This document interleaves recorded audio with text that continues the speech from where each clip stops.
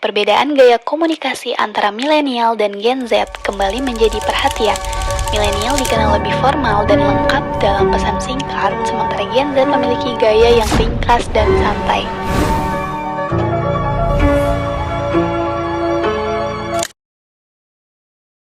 Pernah nggak sih, kamu cuma balas oke di chat, tapi malah dibilang jutek?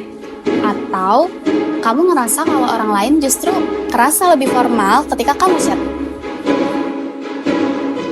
Semuanya, perkenalkan nama aku Dahlia Putri Amalia dari jurusan Komunikasi Penyiaran Islam. Pernah nggak sih chat kalian itu dianggap jutek sama orang lain, padahal kita ngerasa itu chatnya biasa aja? Atau mungkin kalian ngerasa chat dari orang lain itu terasa lebih kaku, atau jadi terasa lebih terlalu santai?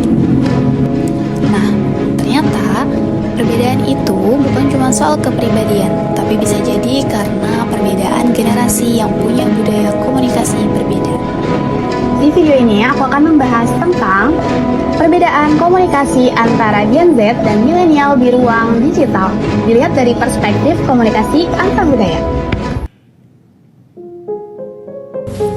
Di ruang digital, setiap individu sebenarnya sedang melakukan budaya komunikasi yang beragam, tapi tidak semua orang bisa beradaptasi dengan gaya komunikasi yang cepat sehingga munculnya kesalahpahaman. Di era digital sekarang, komunikasi terjadi sangat cepat, terutama melalui media sosial dan aplikasi chat seperti WhatsApp, Instagram, atau TikTok. Namun sering muncul kesalahpahaman sederhana.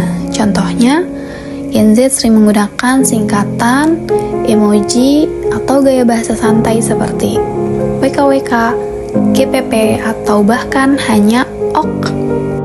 Sementara milenial cenderung lebih lengkap, sopan, dan terstruktur dalam berkomunikasi. Akibatnya, Gen Z kadang dianggap tidak sopan, dan milenial dianggap terlalu formal atau kaku. Padahal sebenarnya mereka hanya menggunakan gaya komunikasi yang berbeda, yang terbentuk dari lingkungan dan budaya generasi masing-masing. Fenomena ini bisa dijelaskan melalui teori high context dan low context culture dari Edward Hall. Gen Z cenderung lebih ke arah high context, di mana komunikasi sering tidak dijelaskan secara lengkap, tapi dipahami lewat konteks, kebiasaan, atau simbol seperti emoji dan tone. Sedangkan milenial cenderung lebih ke low context, yang lebih mengutamakan kejelasan pesan, struktur kalimat, dan detail informasi. Perbedaan ini membuat satu pesan bisa diartikan berbeda oleh masing-masing generasi. Selain itu, kita juga bisa melihat fenomena ini melalui konsep adaptasi budaya. Bahkan, dalam beberapa kasus muncul juga stereotip seperti Gen Z itu tidak sopan atau milenial itu kaku dan tidak fleksibel. Padahal, stereotip ini bisa memperburuk komunikasi dan menciptakan jarak antar generasi.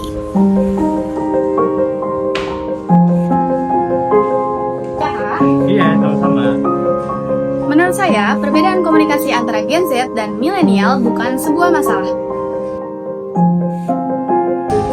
melainkan sebuah bentuk keberagaman dalam cara berinteraksi. Tapi yang menjadi masalah adalah ketika kita memaksakan cara komunikasi kita menjadi cara komunikasi yang paling benar. Di era digital yang multikultural ini, seharusnya kita bisa lebih terbuka dan memahami bahwa setiap generasi memiliki budaya komunikasinya sendiri. Bukan tentang siapa yang lebih baik, tapi bagaimana kita bisa saling memahami. Sebagai penutup, perbedaan komunikasi antara Gen Z dan milenial menunjukkan bahwa dalam satu negara pun kita akan tetap mengalami perbedaan budaya, terutama di dalam ruang digital. Solusinya, lebih sadar saat berkomunikasi, kurangi stereotip, dan belajar adaptasi. Karena komunikasi bukan hanya soal ngomong, tapi soal dipahami. Pada akhirnya, komunikasi yang baik bukan hanya tentang menyampaikan pesan, tetapi menyampaikan bagaimana cara pesan tersebut bisa dipahami dengan benar.